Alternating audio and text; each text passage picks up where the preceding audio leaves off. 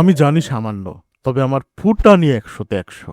কিন্তু এমন একজন মানুষ আছে যার শুরুটা এতটাই ছোট যে কেউ ভাবতেই পারত না সে একদিন পৃথিবীর সবচেয়ে বড় স্বপ্নগুলোকে বাস্তব করবে।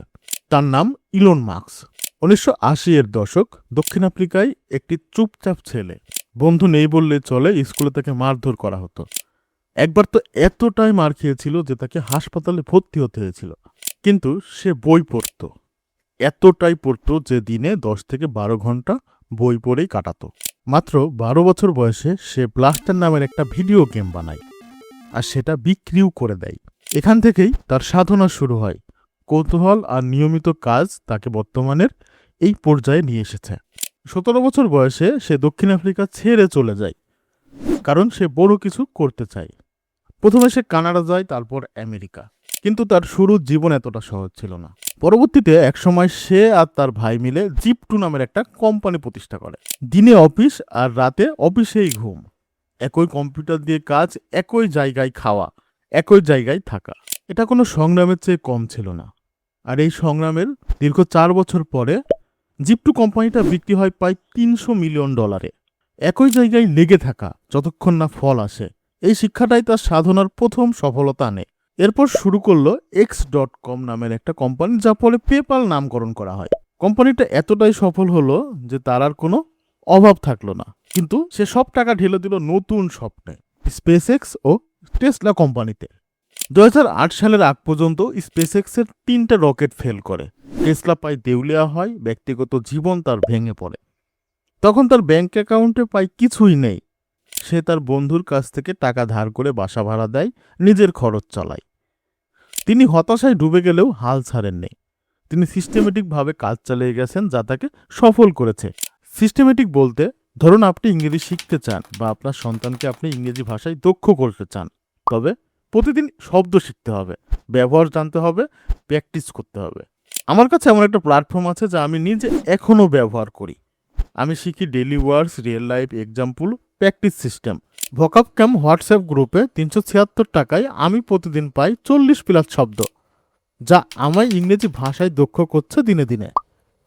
M77 কুপনটি ব্যবহার করুন আর ৭৭ টাকা ছাড়ে এখনই যুক্ত হন। কমেন্টে লিঙ্ক দেওয়া আছে।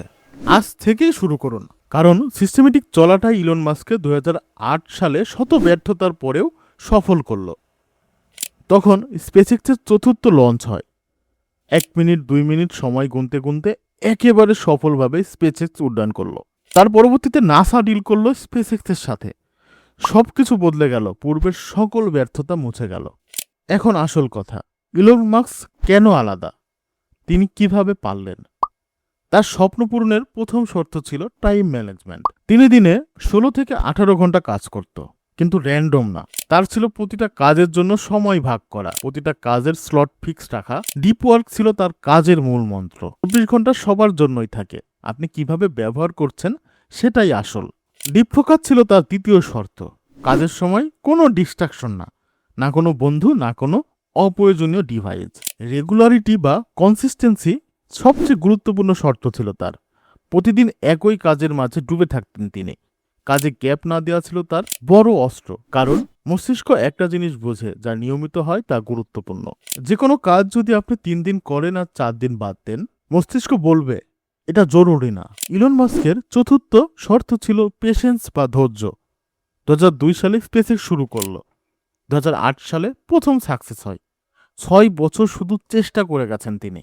আর আমরা ৬ দিন চেষ্টা করি, তারপর হতাশায় ভুগি। ফেলার হ্যান্ডেলিং ছিল তার বড় পরীক্ষা।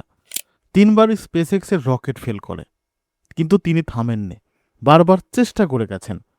কারণ তিনি ব্যর্থতার থেকে শিক্ষা নিয়েছেন, তিনি ফিডব্যাক দেখেছেন, আর আবার নতুন করে শুরু করেছেন। আর অন্যদিকে আমরা জানি সামান্য, তবে আমাদের ফুটানি ১০০-তে ১০০।